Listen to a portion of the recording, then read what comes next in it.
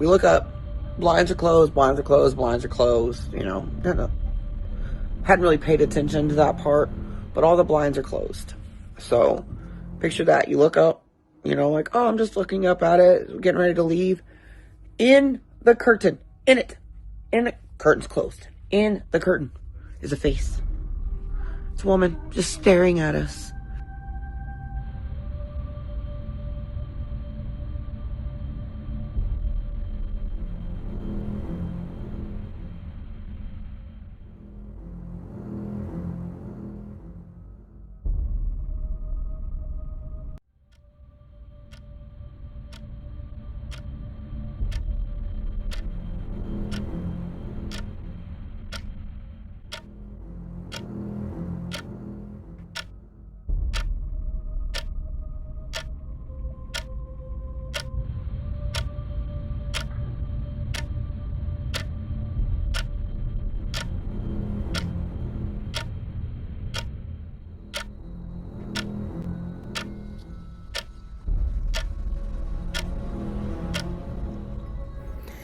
They say if you leave a single red rose on the bedside table of the third floor, you might wake up to find it moved, or worse, missing.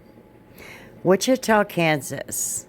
In the 1900s, the Carey House was a height of luxury, but it was also a den of vice in the eyes of one very tall woman with a very sharp hatchet. But while Carrie Nation was busy smashing the mirrors of the bar downstairs, something or someone was already settling into the shadows upstairs. She carries a blue handkerchief. She loves the color of roses, and for over 100 years, she has refused to leave. This isn't just a history lesson. This is an invitation into Carey House, or better known, the Eaton Hotel.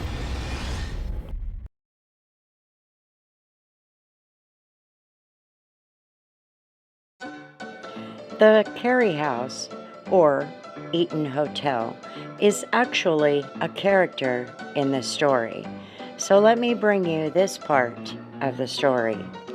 The Carey House was built in 1887 by John B. Carey. He was an Irish immigrant and later a mayor of Wichita.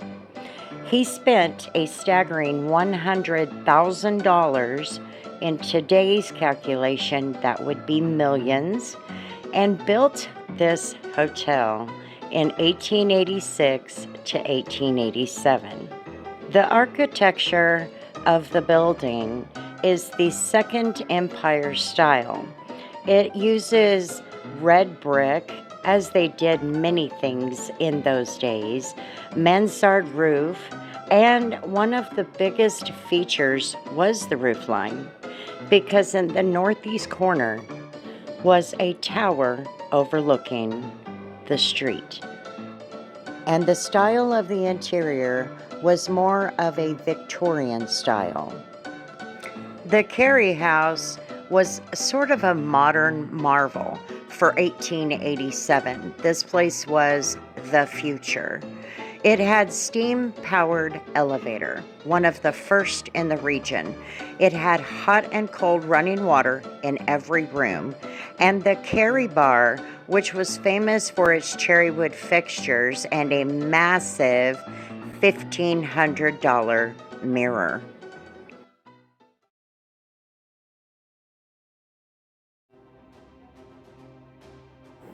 But the Carey House didn't maintain that tone of elegant history. It quickly went into chaotic confrontation. The date was December 27th, 1900. The villain in this story was Carrie Nation. She was 6 foot tall, dressed in black, and fueled by a divine hatred of alcohol. Much of her hatred for liquor establishments and alcohol was due to her husband, her first husband, dying of alcoholism. At this part of her journey, in the temperance movement. She hadn't moved on to using a hatchet yet. She walked in to the Eaton Hotel on that day carrying rocks that she called smashers, wrapped in paper. She walked into the bar and hurled a rock so hard at the $1,500 mirror. And at the time, that was a fortune.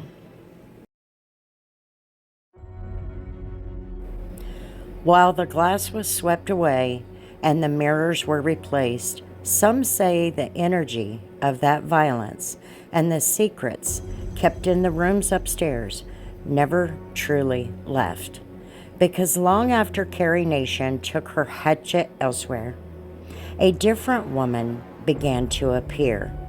A woman who didn't want to destroy the hotel, but seemed to be waiting for someone within it.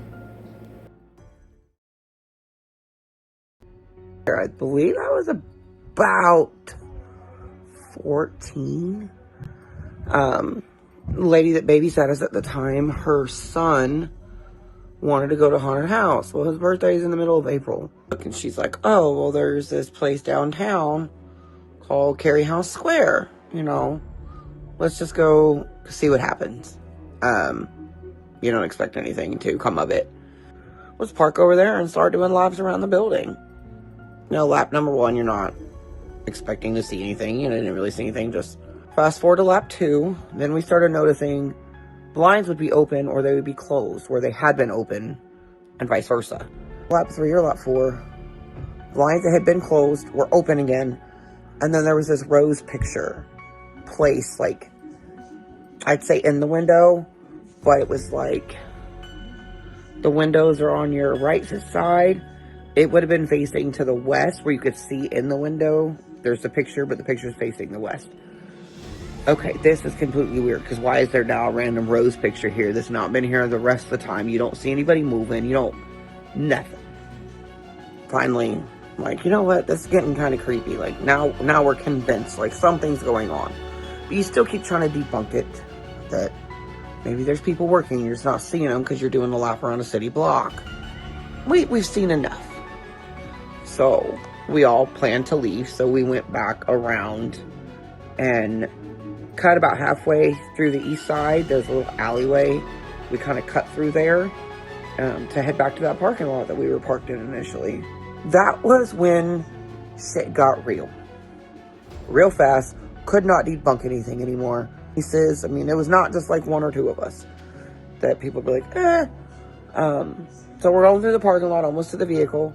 We all just kind of like dove once back towards the south side of the Eaton Hotel.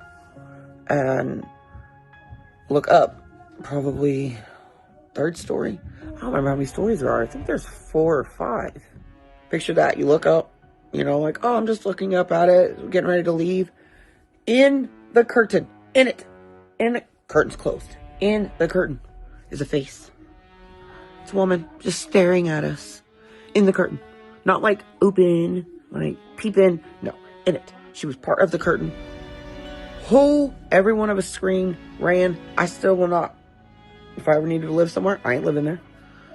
Everybody's just like freaking out. Like, who expects to see that?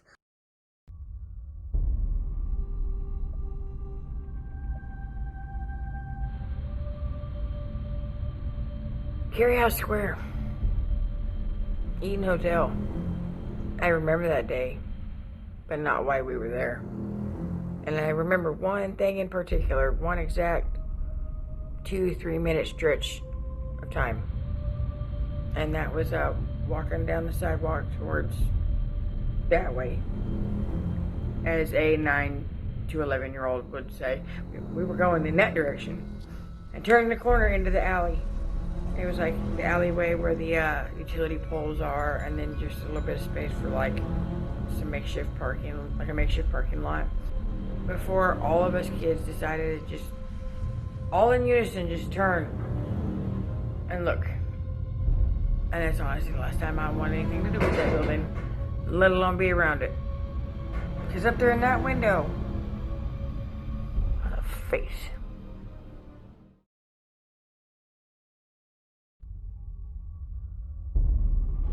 If Carrie Nation was the storm that rattled the windows of the Carey House, our next guest is the quiet that followed. She doesn't smash mirrors, she doesn't scream glory. In fact, she is barely a whisper. She is known simply as the Lady in Blue. And for decades, guests and staff at the Eaton have shared a common, chilling thread of testimony. Witnesses describe a woman elegantly dressed in late 19th century attire, the kind of fine lace and heavy silk John Carey would have expected in his lobby. But it's what she carries that stays with you. A small, delicate blue handkerchief clutched tightly in her hand.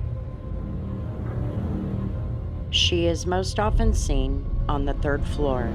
She doesn't haunt with malice, she haunts with preference. She has an obsession with roses, especially pink ones, and anything rose-colored.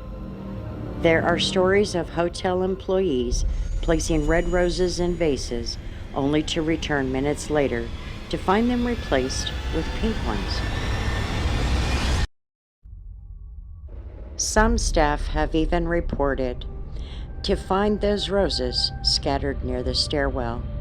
Guests have reported waking up in the middle of the night to the smell of fresh florals in a room where no flowers exist. But why the blue handkerchief, and why the 3rd floor? Legends suggest she wasn't just a guest, she was a woman waiting. One theory points to a tragic discovery in the early 1900s, a woman found dead on the 3rd floor, allegedly from a broken heart. Was the blue handkerchief a gift, a signal of a secret gone wrong? Or was she using it to dry her tears that still, a century later, haven't finished falling? When you walk the halls of the Eaton today, look for the color blue. If you feel a sudden inexplicable fragrance of roses in the dead of winter, don't be afraid. She isn't there to hurt you. She's just there waiting for a reservation that ended long, long ago.